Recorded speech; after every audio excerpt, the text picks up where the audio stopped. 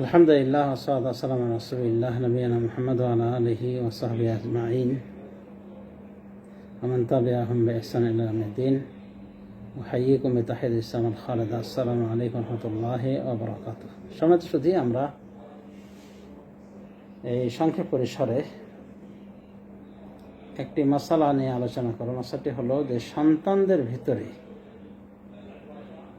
অর্থকড়ি বন্টন করার ক্ষেত্রে পিতামাতার করণীয় কি। সন্তান বলতে ছেলে মেয়ে উভয়কে উদ্দেশ্য করা হচ্ছে। তো সন্ততি অর্থাৎ ছেলে মেয়ের ক্ষেত্রে বন্টন করতে হলে জীবদ্দশাতে সেটা কি সমানভাবে বন্টন করতে হবে নাকি কোনো পার্থক্য করা যাবে, ছেলে মেয়ের ভিতরে তারতম্য করা যাবে?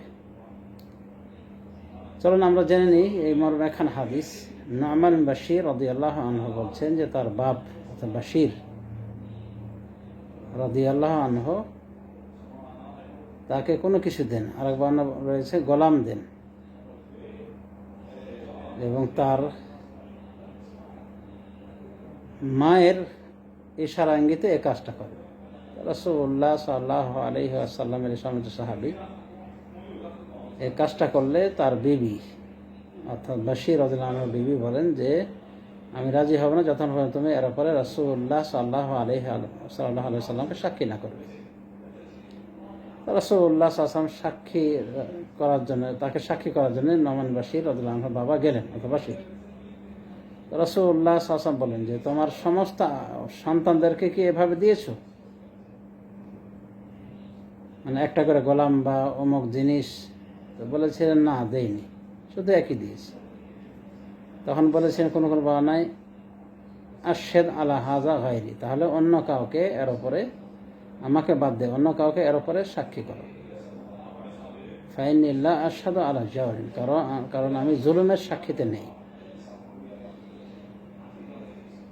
আরেক বর্ণনায় বলেছিলেন রাসূলুল্লাহ সাল্লাল্লাহু আলাইহি ওয়াসাল্লাম ইদিলু বাইনা আওলাদিকুম, তোমরা তোমাদের সন্তানদের মাঝে ন্যায় ইনসাফ কায়েম করো। ফিল আতিয়াহ, দানের ক্ষেত্রে।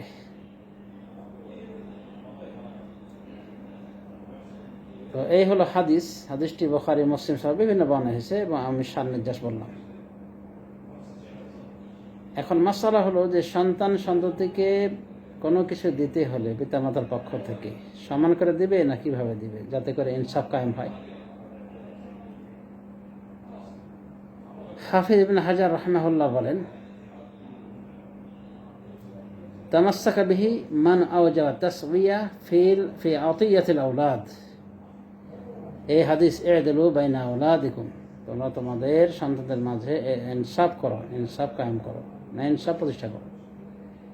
এটা দিয়ে দলিল গ্রহণ করেছেন তারা যারা তাসওয়িয়া করা, মানে সমান সমান করে বন্টন করাকে সন্তানদের মাঝে ওয়াজিব মনে করেন।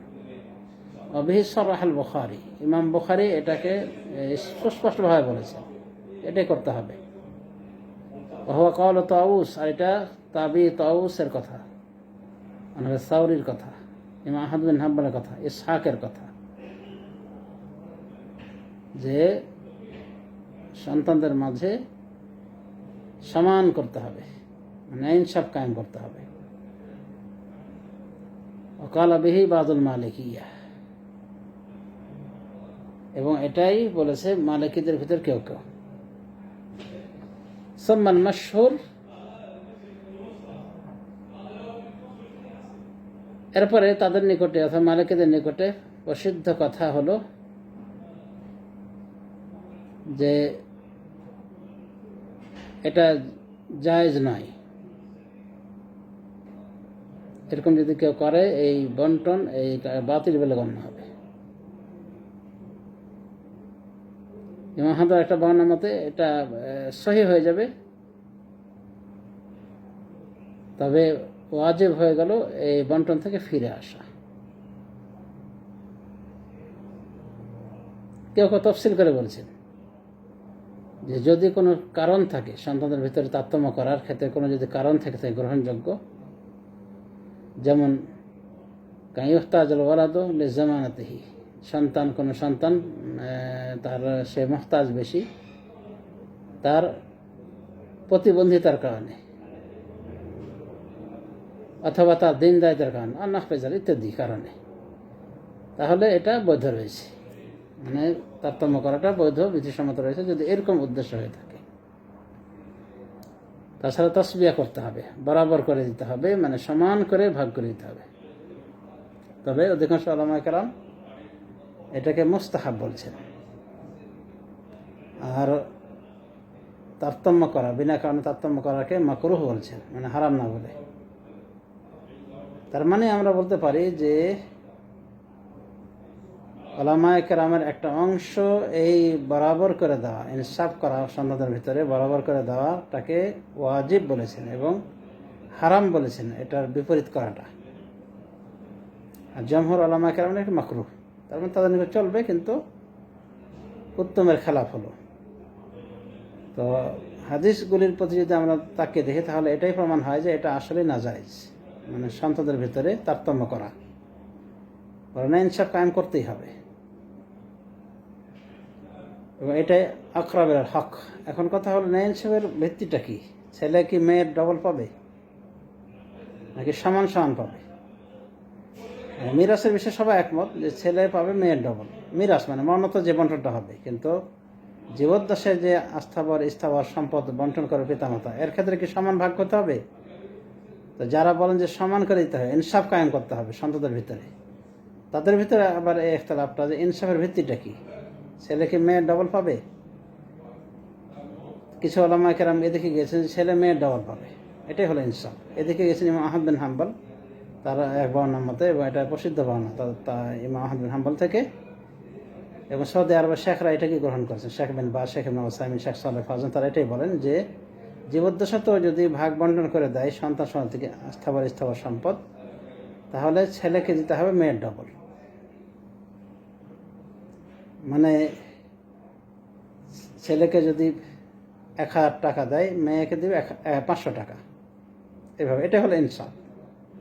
তাদের এটাই কথা যে যদি সে বন্টন না করতো সন্তানের মাঝে এবং এভাবে মারা যেত সম্পদ রেখে, তাহলে এটাই তো বন্টন আল্লাহ ধার্য করেছেন, ছেলে ভাই মেয়ের ডবল, এভাবে বলছেন। পক্ষান্তরে অন্যান্য উলামায়ে কেরাম তারা বলছেন যে না, এই হাদিসের বাহ্যিক অর্থ এটাই দাঁড়ায় যে ছেলে হোক মেয়ে হোক সবার ক্ষেত্রে সমান করে বন্টন করতে হবে।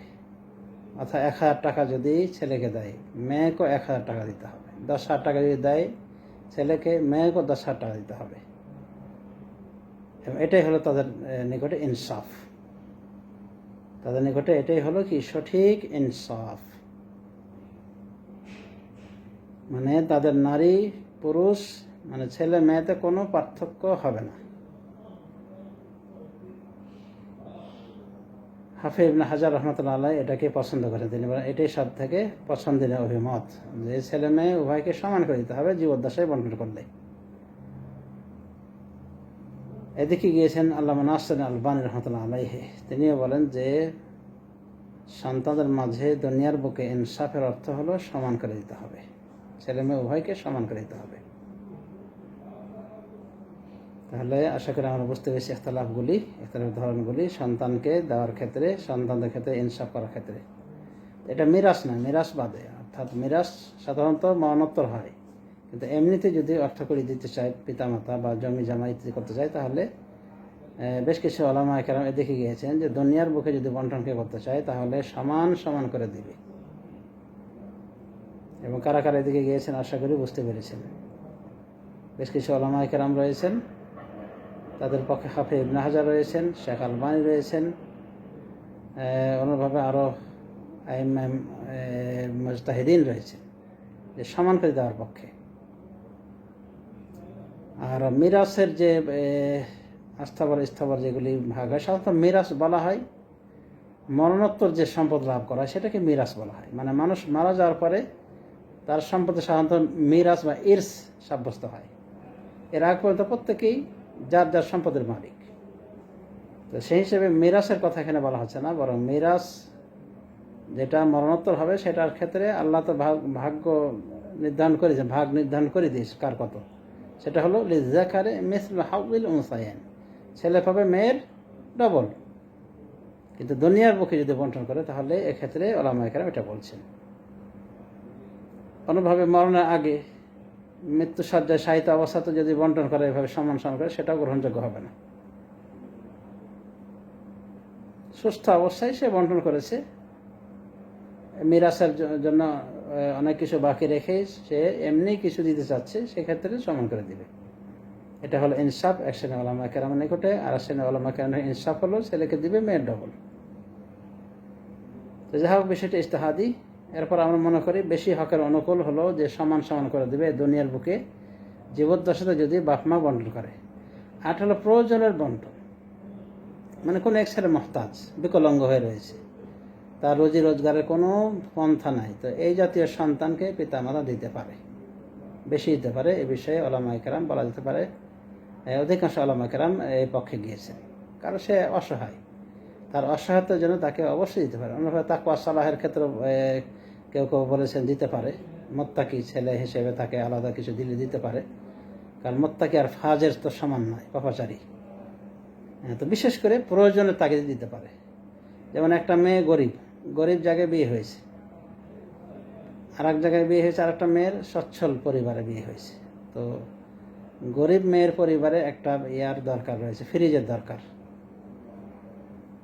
কিন্তু ধনী মেয়ে তার এটা দরকার নাই। তো এই দরকারটা পূরণ করতে পারে, পিতা মাতা দিতে পারে। এটার ক্ষেত্রে এটাকে বেইনসাফি বলা যাবে না, বা এটা জরুরি না যে এই জাতীয় অর্থ ওই ধনী মেয়েটাকে দিতে হবে, না, অর্থ প্রয়োজন না, এর প্রয়োজন রয়েছে। কোনোভাবে তালিমের ক্ষেত্রে বাচ্চাদের যার যতটুকু প্রয়োজন ততটুকু তাকে দেওয়াই হলো এটা হাজত। তো হাজতের তাকসিমটা হলো আলাদা। একটা ছেলে লেখাপড়া করছে, সে ভার্সিটি পর্যায়ে পড়ছে, তার খরচা আলাদা। একটা ছেলে প্রাইমারি লেভেলে পড়ছে, তার খরচা আলাদা। এটা প্রয়োজন, এগুলোর ক্ষেত্রে ভাগ বাটোয়ারা হওয়া সমান নয়। অনেকে মনে করেন আমি এক ছেলের বিয়ে দেবো, বিয়েতে যা খরচা হবে ছোটো ছেলের ক্ষেত্রে আমি অতটুকু সেভ করে রাখবো, এটা সঠিক নয়। শেখ ইবনে হোসেন বলছে এটা গলত ধারণা। বরং ছেলে বড় হয়েছে, বড় ছেলে বিয়ে দিয়েছে, ছোট ছেলে যখন যোগ্য হবে এবং সে বেঁচে থাকবে তারও বিয়ে দেওয়ার ব্যবস্থা করবে, এটা ইনসাফ। কিন্তু বড় ছেলে বিয়ে দিয়েছে যেন ছোট ছেলের জন্য ওই পরিমাণ টাকা সেভ করে রাখতে হবে, বা এক মেয়ের বিয়েতে এত টাকা খরচা হয়েছে এই জন্যে ওই পরিমাণ মিরাজ থেকে সবাইকে দিয়ে দেবে অন্যান্য ছেলেদের, এটা ভুল ধারণা, এটা ইনসাফ নয়। তো প্রয়োজনের যেটা নিতান্ত প্রয়োজনে যেটা বন্টন করা হয় হাজত হিসেবে, সেটা আলাদা কথা। কিন্তু এরকম কোনো প্রয়োজনীয়তা নেই, এমনি স্বেচ্ছায় ঠান্ডা মাথায় বন্টন করছে, এ বন্টনে অবশ্যই সন্তান সন্তানদেরকে সমান করে দিতে হবে। এটাই হলো এই বিষয়ে বলা যেতে পারে সব থেকে হকের অনুকূল ফয়সালা। আল্লাহ তাআলা আলাম। ওয়া সাল্লাল্লাহু আলা নবিয়িনা মুহাম্মদ ওয়া আলা আলিহি ওয়া সাহবিহি আজমাইন। আসসালামু আলাইকুম ওয়া রাহমাতুল্লাহি ওয়া বারাকাতুহু।